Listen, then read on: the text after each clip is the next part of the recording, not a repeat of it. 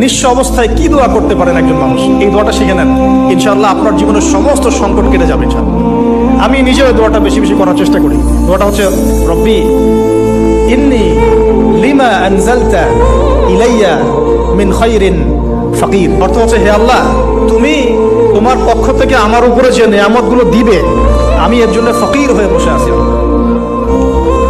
ভাই, আমি একটা কথা বলেছি, কথাটা ভাইরাল হয়েছে অনেক। মানুষ মানুষের অবস্থানকেই ভালোবাসে, মানুষ কখনোই মানুষের অন্তঃসত্ত্বাকে ভালোবাসে না। অবস্থান আপনার ভালো, আপনার পিছনে মানুষের অভাব থাকবে না। আজকে আপনার ক্ষমতা আছে, পাওয়ার আছে, খ্যাতি আছে, ইত্যাদি আছে, মানুষ দেখবেন পিছনে ঘুরঘুর করছে, ঘুরঘুর করছে, এবং এরা কিন্তু সবাই সবার স্বার্থেই ঘুরঘুর করছে। এর বাইরে আল্লাহ পাক কিছু মানুষের মনে আল্লাহর পক্ষ থেকে মহব্বত দেন, এটা আলাদা বিষয়। আপনি মানুষকে সন্তুষ্ট করতে পারবেন না। পরিবার, বাবা মা, ছেলে মেয়ে, বউ বাচ্চা, কাউকে সন্তুষ্ট করতে পারবেন না। 100% আপনি কাউকে সন্তুষ্ট করতে পারবেন না।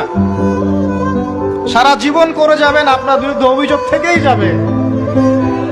শুধু আল্লাহ রাব্বুল আলামিন অপেক্ষা করে বসে আছেন, আপনি কখন তওবা করে তার দিকে ফিরে আসবেন। দিন আল্লাহ পাক আপনাকে মাফ করে দিবেন ইনশাআল্লাহ। আল্লাহ পাক বলেছেন, শুনেন, ইল্লা মান তাবা, যে অনেক গুনাহ করেছে, শিরক করেছে, জিনা করেছে, মদ খেয়েছে, বিদআত করেছে, হারাম খেয়েছে, আল্লাহ পাকের অবাধ্য হয়েছে, নামাজ পড়ে নাই, যাকাত দেয় নাই, ইত্যাদি ইত্যাদি অনেক অন্যায় করেছে,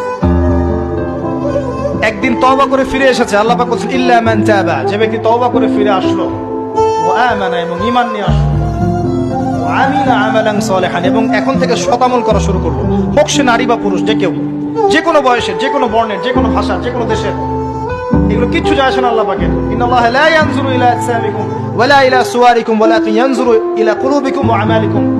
আল্লাহ পাক শুধু কলব দেখেন, আমল দেখেন, রক্ত মাংস বর্ণ এগুলো দেখেন না। আল্লাহ পাক ফিরে এসেছে, আমল, ঈমান এনেছে, আমল সালেহ করেছে।